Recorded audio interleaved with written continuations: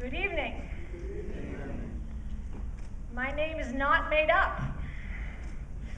Zephyr Tichau, last name Tichau is in fact Dutch, and I grew up in a farming community. Can you guys hear me pretty well? Yes. Okay. I grew up in a farming community, really a dairy community. I was a teenager during the dairy crisis of the 80s, which some of you may remember. I worked as a farmhand to pay for college, and after I got out of college, my older sister and I helped pay off our trailer that we were renting by doing some brush hogging and taking care of some cattle. So I have seen firsthand how rural economies have struggled since the 80s to have a thriving economy. I believe there's some critical things that we need to do and that we can do to build a thriving rural economy. The first is we need high-speed, affordable, universal broadband. FDR worked with Republican senators to push for the Rural Electrification Act that made sure we lit up every last farmhouse, and that lit up the rural economies of America.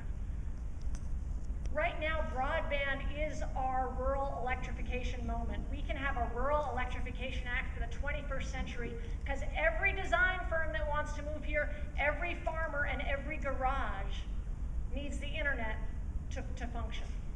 The second thing we need to do is not only stop the TPP, but repeal NAFTA.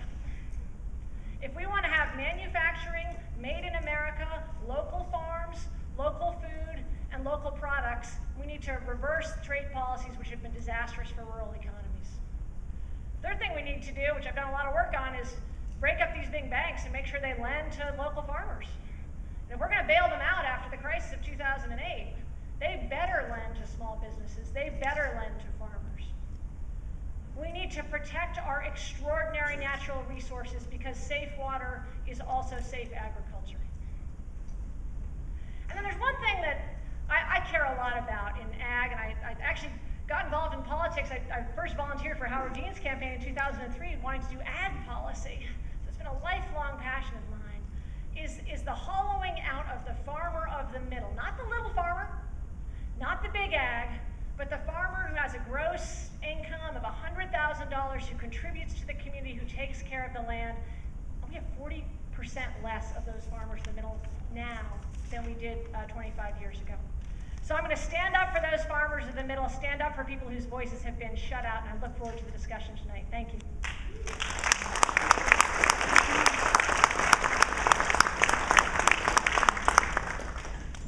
Thank you very much, Zephyr. Coming up next,